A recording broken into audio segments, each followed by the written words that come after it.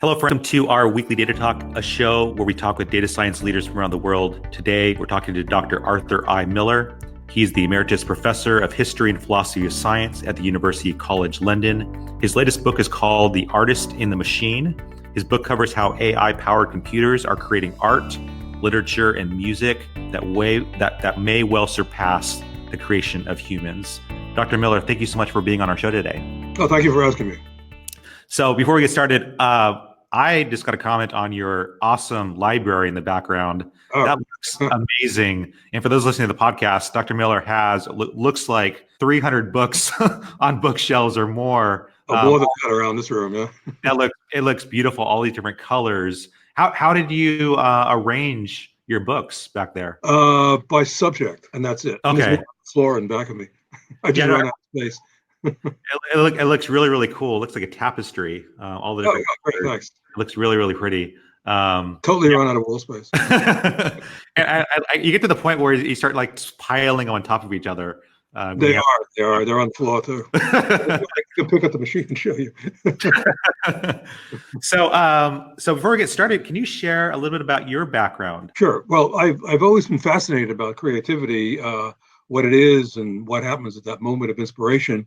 And my interest goes way back to when I was a boy growing up in the Bronx. It's a Bronx tale. I grew up in a rather dysfunctional family, and so I ended up doing very badly on IQ tests when I was 7 or 8 years old, and that plagued me throughout my public school career. I was in classes with not very good teachers and disinterested students. It was like a Darwinian survival of the fittest situation. But there was an upside to that. The upside was that the work for me was trivial, so I had a lot of time for other pursuits. And I spent a lot of time in the nearest New York Public Library, which in those days was a magisterial building packed full of books and 33 1/3 records, or vinyls as they're called now, as well. And I distinctly remember a life-changing moment when I was sitting and reading a book, and I looked up, and there was a record cover with a beautiful pencil sketch. I was always interested in sketching, of a man deep in thought. So I decided to take the album home to really copy the picture. I didn't have the slightest idea who the person was who was the composer. It turns out to be Tchaikovsky's Fifth Symphony, and absolutely blew my mind. And I decided to, where did this music come from? I decided to go back in time, and then I reached Bach, and that really caught me on creativity. But if in those days, if you were smart or thought you were smart, you went into physics, which I did, and I enjoyed the intellectual challenge, but my heart really wasn't in it. I was really interested in those, what is the nature of questions? Like, what is the nature of the mind? What is the nature of creativity? And so I decided to switch from elementary particle physics research into history and philosophy of physics. And what I did was to read the original German language text in relativity theory and quantum theory, texts by Einstein, Werner Heisenberg, Niels Bohr, the great minds of the 20th century. And what jumped out was the importance of visual images in creative scientific thought. I decided to look further into that, and this led me into cognitive science, namely questions such as, do these images affect thinking? And if so, how were they created, and how are they stored in the mind? And to look into this question meant you should look into the similarity between the brain and a digital computer, the brain as an information processing system. And along the way, incidentally, I looked in the notions of beauty and aesthetics in scientific research came to the fore. And these notions were quite similar to those in art. And then I came to realize that at that moment of creativity, moment of inspiration, boundaries dissolve between artists and scientists, and both think along the same conceptual lines. So over the next few years, I wrote a lot on human creativity and touched on machine creativity. And in this book, I turned to both sorts of creativity with some more emphasis on machine creativity. But this is not one of those, what is the nature of wiffle waffle books. It's what is the nature of machine creativity in certain circumstances. That is to say, AI created art, literature, and music. Now, I thought if I may, one of your other very good questions was, resistance to creativity in machines. Mm-hmm. And that's fair. I mean, after all, how could machines be created? And let me just mention a few glimmers of creativity. One early glimmer of creativity occurred in the 1997 chess match between the then chess champion Garry Kasparov and Deep Blue. In the famous 44th move of the first game, Deep Blue made a move that absolutely floored Kasparov. In fact, Kasparov complained that IBM was cheating. There was a human being in the loop. Well, they convinced him otherwise. And what happened was that the machine, which had been programmed with extensive databases in opening games, middle game, and end games, the machine couldn't decide. It reached a glitch. And in order to make the next move, it jumped the system and created something new. And that's Amazing. of creativity. And Kasparov said, "Well, yeah, I sensed a weird kind of intelligence." Then about a decade later, this IBM successor to Deep Blue was IBM Watson, which became the grand champion at the quiz game of Jeopardy. And again, a massive machine with massive databases. All of Wikipedia was in it, for example, tons of articles and books. But the main criticism against both of these machines was that, look, they're not creative. They're doing what the program tells them to do. This in the face of that great number 44th move. Well, David Ferrucci, who was head of the design team for Watson, was fond of replying to criticisms like that with, can a submarine swim? The implication was yes, not like a fish, better. Some years later, well, in early 2016, I was talking with an AI person who said, yeah, well, we've cracked the game of chess, but Go will take another 10 years. Well, just a little while later, the game of Go was cracked by AlphaGo, a machine created at DeepMind in London. AlphaGo, the innards of AlphaGo, is called an artificial neural network. It's a architecture that's loosely analogous to the wiring in our brain. While the innards of Deep Blue and Watson are massive databases, in fact, they're like our laptops, only on steroids. Whereas Deep Blue and Watson were programmed to play chess and Jeopardy, AlphaGo learned chess by studying 30 million board positions of games played by Go masters, and then played against itself millions of times. And it beat all comers, machine and human being. The big match was when it in 2016, when it played the Go master Lee Sedol, and that was about as people were about as excited as that as over the match between Kasparov and Deep Blue. In the famous AlphaGo made many extraordinary moves, but the one everyone remembers is move 37 in game 2, which absolutely floored Sedol and floored the AlphaGo team as well. It turns out that AlphaGo calculated that the odds of a human being making that move were 1 in 10,000. It was a killer move. And Lee attributed the move was beautiful, attributing beauty to the machine. And from that moment on, called the machine her, giving it some sort of human outlook. The next machine was AlphaGo Zero, which learned how to play Go. And by the way, you could already see glimpses of creativity in AlphaGo. AlphaGo Zero learned how to play Go by just being fed the rules of Go, and then it played against itself millions of times, and it too beat everybody. And then came Alpha Zero, which is the epitome. Alpha Zero not only plays Go, but chess and Japanese chess. And it learned chess by just being fed in the rules and then playing against itself, and having no contact with the way humans play chess. And some of its games are rather surreal. It emphasizes attack and maneuverability over materiality. That is to say, it sacrifices like mad. And people that have played Alpha Zero say that it wins by style and imagination. Further, evidence of its creativity. And also, AlphaGo is a harbinger of things to come, in that it reasons differently from human beings in ways that maybe come incomprehensible to us. It's absolutely amazing about a computer that's learning on its own to play a game and able to compete against these other computers that have huge data sets with millions of other games, and being able to then beat these other computers simply from learning on its own. You're just feeding it the rules, and now it's making all these amazing moves, and like you said, being creative in its approach. Hmm. I thought what was interesting in your book, you talk about, this is one of the quotes, and I think it was in regards to one of the AlphaGo matches, or one of the Go matches, where the person said that it was almost like an alien intelligence. The move was not quite human, not quite computer. Yeah, that was very nice. I think this person went on to say that we can now speak to a machine. It's not a matter of language. We can communicate with a Go machine with Go language. That's a good point. I mean, machines are like alien beings.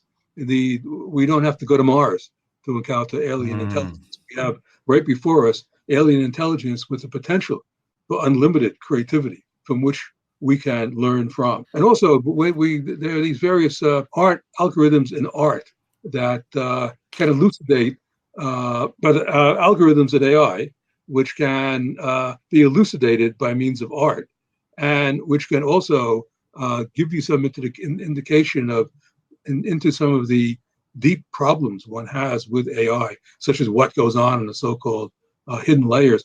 And one of them I have in mind is Deep Dream. Maybe you've seen it. It produces these these beasts and things that we could not imagine. These images are not in the machine's training set, but is the way the machine sees the world. It gives you an indication of how differently the machine sees the world. You can take a JPEG of yourself, and it would identify you through facial recognition. But if one pixel were removed, it would see you entirely differently. And that has all sorts of ramifications, of course, with surveillance software and things like that, smuggling messages and things of that sort. When you first started thinking about computers being creative, and since you've been studying creativity for such a long period of time in so many different areas, what were your thoughts initially around a machine being creative? I thought that was all fine and good. Never had any problem with that. Okay. Creative, although a lot of people do. Machines can help our creativity. Right now, what's going on, there's a lot of what's called intelligent augmentation, where people are working with machines. And for example, if a scientist works with a machine, the machine has this huge database. It can scan the web and pick up lots of information and help the scientists in that way. And of course, we are merging with them. Next will come chips in the brain, where we will also be able to scan the web and have all that information. So machines are working with us. Soon they'll work alone, and then they'll work with each other. I just wanted to mention, you asked about definitions of creativity. Yeah. A lot of those definitions, as I point out, have to do either with the end product, some with the process, but a lot of these definitions are very subjective. They consider creative objects as having novelty and value, but that's with respect to the person and with respect to the time. I mean, there are some great stories about that, where Einstein in 1905 discovered relativity theory, but nobody really knew what he was doing. And it wasn't until 6 years later that people realized that he had done something new about space and time. Then there was Picasso, his great painting, Les Demoiselles d'Avignon, which he did in 1907. And it got ravaged by critics for years. It got ravaged by critics as a nightmare, another big daub by Picasso. It wasn't sold until 1925. And then it was resold to MoMA, Museum of Modern Art, in 1938 for $39,000. It still wasn't thought to be a big deal. So, but I have a definition of creativity that I think is more manageable and also applies more broadly. As creativity is the production of new objects of the production of new knowledge, creation of new knowledge from already existing knowledge, and that's accomplished through problem solving. Problem solving is the key here. There are various, and there are 4 stages involved also in this process. One stage is conscious thought, where we sit at our desks and consciously think about a problem, and then you may run up against a stone wall. What you should do in that case is take a break. But it's not really a total break, because the intense and passionate desire to solve the problem keeps it alive in your unconscious, where it can be worked on without barriers that exist in consciousness. And what you have essentially is parallel, at times intersecting lines of thought that feed off one another, that you can realize connections between disciplines that at first sight are unconnected. And then you have the illumination, somehow or another bubbles up. And then you're back to conscious work, that is to say, verification, which is also extremely important. And there are various characteristics that have emerged from my work on creative individuals, such as perseverance, inspiration, collaboration, competition. These are all the sine qua non of process. And then there are a couple of major characteristics that cannot be taught. These are problem discovery and the connection of apparently unconnected domains. Problem discovery is especially important. For example, 99.99% of scientists, artists, musicians work in a particular style, a particular domain, working on problems. Every once in a while, someone comes along and says, "You're working on the wrong problem. This is what you should be doing," and everything opens up. That's what happened with Einstein in 1905 and Picasso in 1907 when he created Cubism. For Einstein, it was the two domains that he found to him were connected was the laws of space and time and the laws of how heat flows, what could be different to most people. For Picasso, it was art with science, mathematics, and technology. That's what enabled him to create, one might even say discover, Cubism. And I contend, as I discuss in great detail in my book, that machines can have that definition of creativity can apply to machines, the characteristics can apply to machines, the 4 stages can apply to machines, and those 2 major characteristics of problem discovery and bringing together domains that don't seem to be connected. And also, one important part of creativity is unpredictability. Bang, it happens. Well, it's not bang. I mean, a lot is going on in your head. You may meet somebody and you can't remember that person's name, and then you forget it and you're walking down the street and suddenly it pops into your mind. Well, your unconscious, your conscious unconscious has been working on it. That's called the tip of the tongue phenomenon in psychology. Now, machines, you may say, how can machines do anything unpredictable, since they're constructed of components made up of a physics that's causal and deterministic? But you put all of those parts together, the conglomerate can produce chaotic behavior. And that's where some machines have, in a sense, their unpredictability is built into them. Yeah, I think that those are some really good definitions. I love how you mapped out in the first section of your book around these various definitions of creativity. And I think what you just said about some of the factors being perseverance, inspiration, collaboration, competition, unpredictability, to me, these are all very human, right? Human things. And it was hard for me when I was reading the book to see, like, well, how can a computer be inspired? How can a computer be persevere? And then you gave so many different case studies, like the game examples with chess, with Go, where the computer's making these decisions that were unpredictable. Certainly persevering by doing these computers were doing thousands and thousands, I don't even know, millions of games potentially. So showing signs of all these things that we would say are human, the perseverance, the inspiration, and then these unpredictable moves, that those are definitely signals of creativity. And I guess one of the questions you asked in the book that was challenging to me was, you talked about how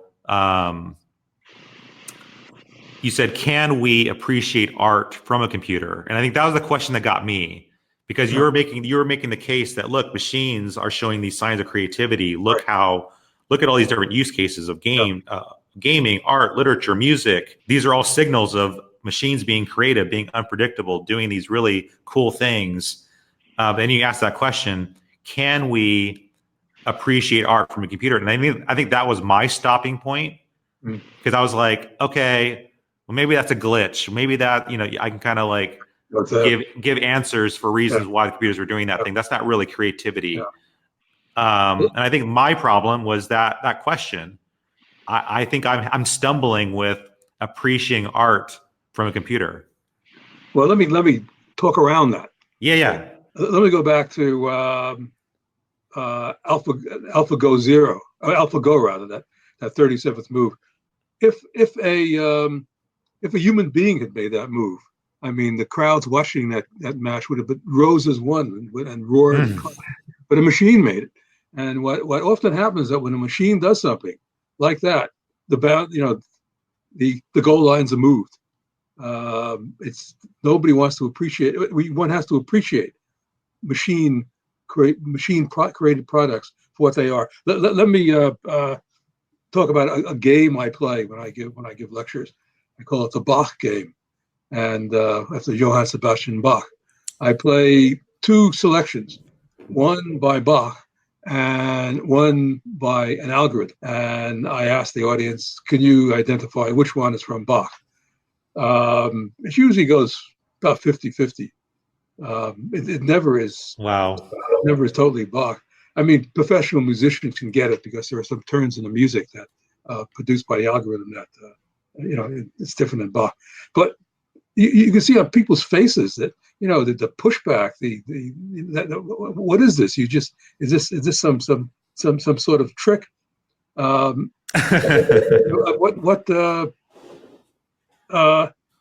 wonder. How should I put this? How did you ask yourself, how did Bach do this? Yeah. Those of us who have some association with the acquaintance with the piano can I think have an inside track on appreciating Bach's creativity. In that, if you look at a piece of a Bach composition, you look at a chord and you press the keys, and out comes something which can blow your mind. That's my mind often, anyway. Yeah. How did he do it? I mean, my personal right. When Bach was composing, in his mind, he crossed the line into mathematics and crossed it back again because this is innate mathematical property to his music. But you asked the question. You can ask the question: can machines produce a melody like that? And to me, that's the wrong question, because what we want is machines to do something totally unexpected, totally different, to produce melodies that will someday blow our mind. After all, Bach has been done by Bach. And I agree with those researchers who disagree with placing too much emphasis on those bought or not bought games, like you play with Bach's music or art or poetry. And some lecturers just feast on that much, because the products of AI should not be judged on whether they can be distinguished from products of humans. Because what's the point? What you want AI to do is to produce something that you can't even imagine, that you may not be able to understand, that you may think is nonsense. And at the end of the day, maybe better than what we can produce. So can machines be creative? Yes, absolutely. Why not? We've only recently grudgingly agreed that animals can be created. So why not silicon life forms? Why all the pushbacks, those sour looks? Yeah. And I like the example of the Bach example you gave, because part of the appreciation is really understanding the music and what's happening there. And because I don't have a musical background, like my appreciation for Bach is going to be at one level, but people who have like studied music and like what you said, like have an understanding of maybe the where the music is going, the movements and the variety and the creativity there, like people who understand music, like they're going to see a level of genius that I won't see, right? It's similar with mathematics. I'm not strong with mathematics, but people who are really good at mathematics may look at certain equations or algorithms and see beauty, right? The beauty and aesthetics. Yeah, they'll see beauty. And for me, not having that background, I'm like, oh, cool, right? but they're at a different level. Yeah, right. And so I think sometimes that's where, and similar with Go, I don't understand the game Go. And there's all this amazing moves being done in Go. And so people who know the game Go are like, oh my gosh, look what the computer did at this move. This was so unpredictable. This was a genius move. It changed the entire course of the game. And for me looking at it, I'm going, I'm going to trust you on that because you know the game. But I think like I can definitely relate to the use cases around, the music and art, visualization, because I'm very much a visual person. So those things really resonate with me. But I think you're right. Part of like, can we appreciate the art that machines create? Part of it's going to be, well, how much do we know about that type of art? Because can we see the beauty in it? It'll be different. I mean, their art will be different, but right now they are pushing artists into other areas. So, I mean, just as machines are affecting literature, the course of literature, they're affecting the course of art and music as well. They're changing the landscape. And soon maybe there'll be a gradual transition, probably will be a gradual transition from what we're used to hearing to this totally new aesthetic. I also think it's interesting around machines creating literature. And you shared some examples in your book. Are there any favorite examples around machines developing text that is meaningful and creative? I think each AI person has their own favorite text. No, there is no one favorite one. I mean, when I first started to write this book, I knew a lot about AI and music and AI and art, but not a lot about AI and literature. And I said to myself, am I going to have enough to write? And it was more than enough. Absolutely fascinating. And what I find fascinating is that the text that machines produce use language in a way that we're not used to.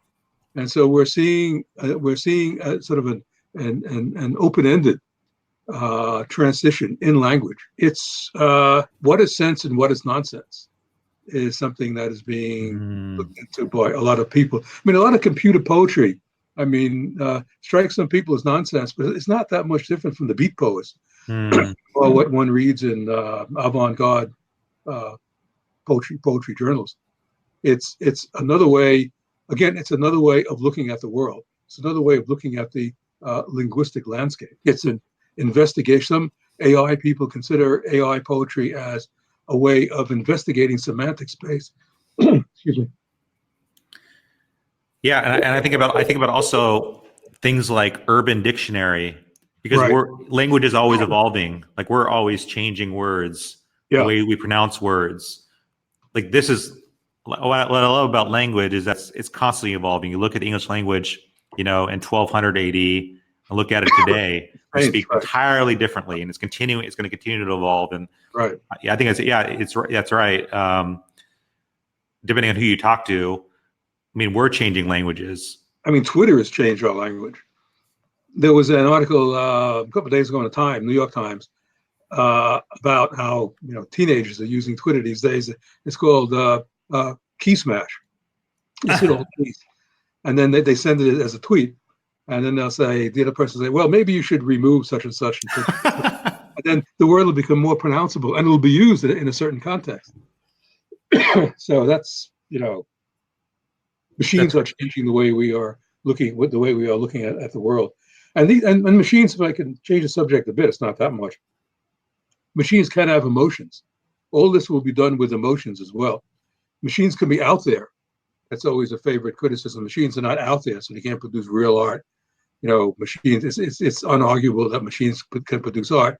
Can a machine be an artist? Well, I contend yes. That machines can be out there by scanning the web, and when machines have better and better natural language processing, they'll be able to do that better and better to deal with puns and tropes of all sorts. And machines will soon be programmed with, instantiated with. That's what we're programmed to a certain extent too. We will be instantiated with regulatory mechanisms, sensors, communication pathways, and they'll be able to evolve human emotions, and duplicate human emotions, and then go on from there to evolve a set of emotions that's more palatable to a silicon life form, and who knows what that'll be. But one thing that we need to do, and in language and communication, is we need to communicate better with assistants like Siri and Alexa. We need machines with a sense of humor. It's considered to be the final frontier because in humor, everything is there. All facets of intelligence are there. And there's a lot of research being done, fascinating research being done in that area, which I discuss at some length in my book. as well as scripts for screenplays and different kinds of poetry. Yeah, I think it's very exciting. I'm looking forward to seeing how voice technology improves and how we interact with our voice assistants. And I think you're right. Like it'll be fun when we start to hear some emotion coming from these voice assistants. I think would be actually kind of funny, sensing that. And I was actually thinking about your chapter dealing with your section dealing with emotions and computers. I was thinking, oh, yeah, because there's always this image of the artist, or I'm a writer and I love to create, but there's always that moment of hesitation. You're sitting at the keyboard, looking at that Word doc that's blank, and you're just like you're about to write something, but there's a little bit of fear holding you back, and you're just questioning yourself whether I should go ahead and type that thing, or you type that sentence and you're like, no, got to delete it. And I love the idea of an emotional computer that's creative like that is like hesitating. Oh, I see. Very good. Yeah. Well, there are algorithms now that will go on. You've typed and then it will go on from there.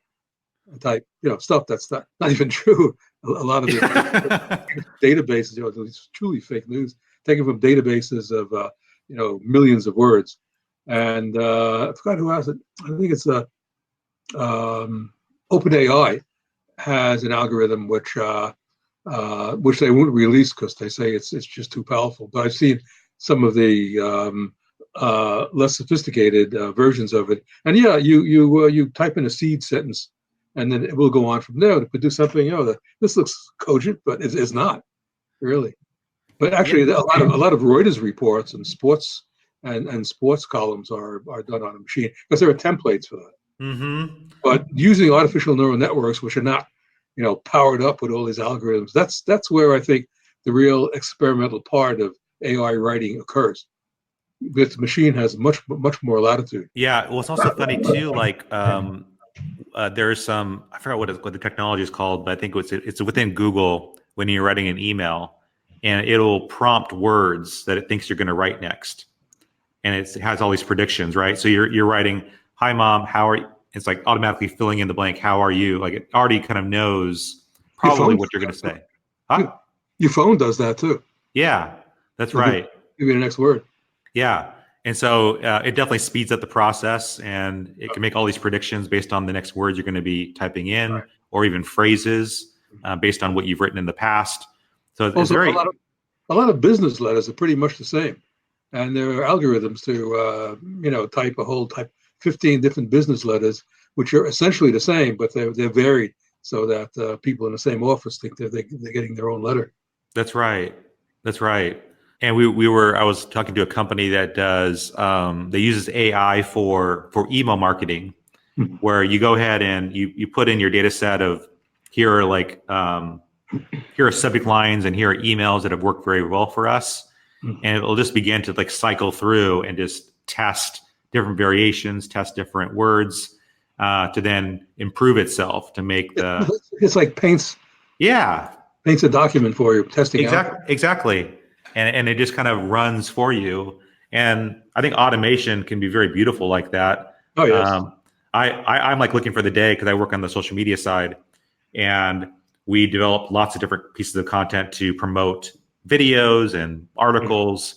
And, sometimes it's pulling a quote out of an article, or tweaking a headline or using the headline. But I'm like, why, it's just a matter of time before an AI can just, hey, Mike, here's 10 different versions of tweets that we can send out on your behalf. Let us know which one you like. Yeah, great. Right. It'll save me like lots of time. So I'm looking forward to like this creative technology, like empowering us, because it'll save me time and I can work on other things. There'll be lots of tweets out there too.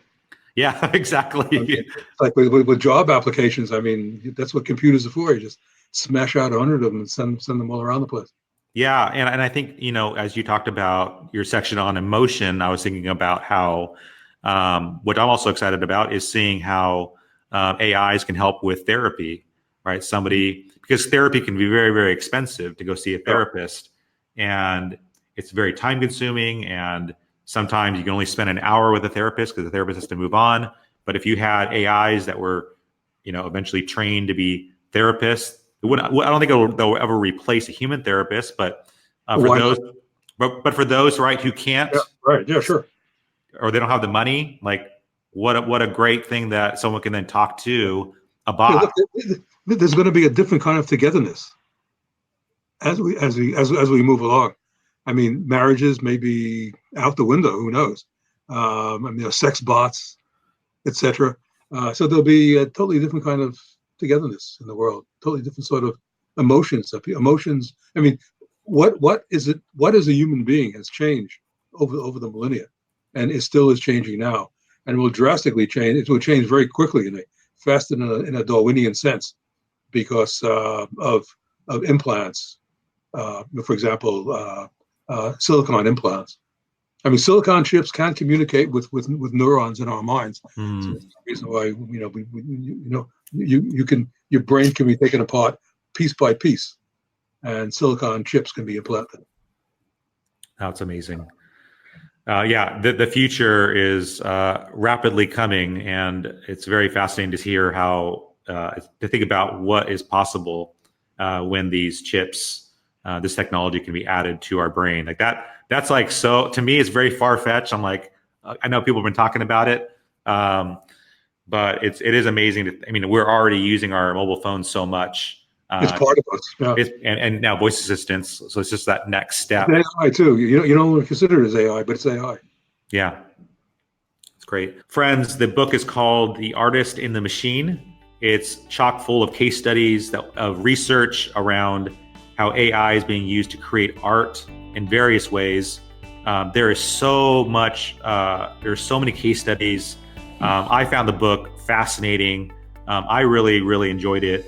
And if you're skeptical about machines being creative, or you're curious about the future of machines and art, this is the book you need to pick up. Again, it's called The Artist in the Machine.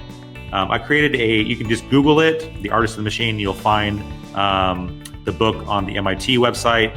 You'll also find it on Arthur's personal website, and also on the URL, theartistinthemachine.net. Is that right, Arthur? Sure. That's the book's website. Great. Theartistinthemachine.net. Or again, you can just Google it, or just ask Siri to take you to the book. It's directly and order it. Okay. For sure. Arthur, thank you so much for being our guest today. Well, thank you, Mike. Take care. You too.